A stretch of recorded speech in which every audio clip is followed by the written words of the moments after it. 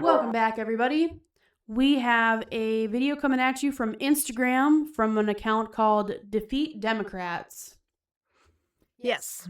And it is Marco Rubio. You know, if there's one guy that has surprised me, I was a Rubio guy, a girl in 2015. Remember, my son was the Trump person. I was the Marco Rubio person. I wanted Rubio. And then Trump did his thing. Rubio was still senator. And he was just kind of he was a decent senator, not an outstanding whatever. This guy stands on business. Did I ever think that people would rather deal with Donald Trump than Marco Rubio in the world? Rubio just lays the smack down. So he's going to tell you a little something, and then we'll discuss it. This was today. All across the world. What we learned over time, and especially after coming here, is that oftentimes, and I'm oversimplifying it, but this is an accurate description, what would happen is we would go to a country and say, we're going to help you with your health care needs. Then we would drive over to Northern Virginia somewhere, find an NGO, one of these organizations, give them all the money, tell them go to this country and do their health care program for them. That NGO would then take about, some percentage of that money for their overhead and administrative costs. And by the time it got down to it, the host country had very little influence. It was sort of imposed on them. And only a percentage of the overall money ever actually reached the patients and the people on the ground that we were trying to help because of these costs. This makes no sense. So why are we hiring American and international NGOs to go into other countries and run healthcare systems that are parallel and sometimes in conflict with the healthcare systems of the host country? If we're trying to help countries, help the country. Don't help the NGO to go in and find a new line of business.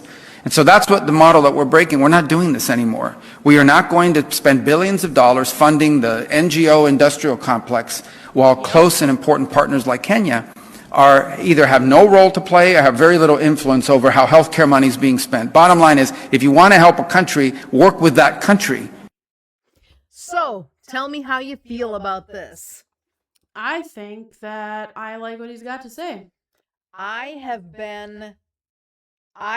been wanting desperately for the NGOs to stop getting funding, because that's nothing but fraud and building up the administrative state. Yep. And that's why when he said NGO industrial complex, that's exactly what it has been. And look into that for yourself. I'm not going to tell you I'm not going to tell you USAID is an NGO. So when you look, you have Grok, you have ChatGPT, ask them, or Gemini, how many NGOs are located in Arlington, Virginia. And too many, probably. You'll crap yourself. That's why when he said Northern Virginia, it's just everybody that lives there is related to an NGO. Which is wild. So everything they have, the cars, the jewelry, the travel, the houses, all paid for from grants to go help Kenya. But they don't. Well, they help them a little bit. They help them a little bit. After they've paid for themselves. Yeah. You got to take your bonus first. NGOs live off of government money. And Rubio just said today, oopsie. Not doing it. We're going to deal with the countries now. We're not going to go through NGOs. This is the best news that I've heard in 2026. Is this like the Peace Corps also, or is that not related? No, that's something different. That's something different. Who's the one that's usually is like the first on the ground when there's like disaster? The Red Cross. There we go. Yep, that's an NGO. Them too. Because they fricked over people down south when the floods happened. Yep. Where they were not helpful at all. So, stopping the help for other countries having to go through NGOs is monstrous, Yeah. monumental. So we bring that to you today for you to look into yourself and for us to celebrate, because this is the biggest win. Go Marco biggest Rubio, win for forever. real. Yep. So we're done. No That's more. a quick one. Yep. Real quickie for you. Let's do a quick reading from the Word. Move my mic out of the way here so I don't whack it.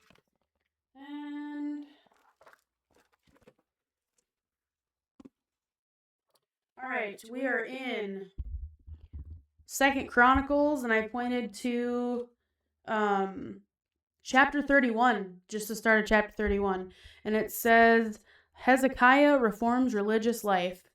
After the festival ended, all the people of Israel went to every city in Judah and broke the stone pillars, cut down the symbols of the goddess Asherah, and destroyed the altars and the pagan places of worship. They did the same thing throughout the rest of Judah and the territories of Benjamin, Ephraim, and Manasseh. Then they all returned home. So, do you Sounds understand what you just read? Yes. So I do. explain to me what happened.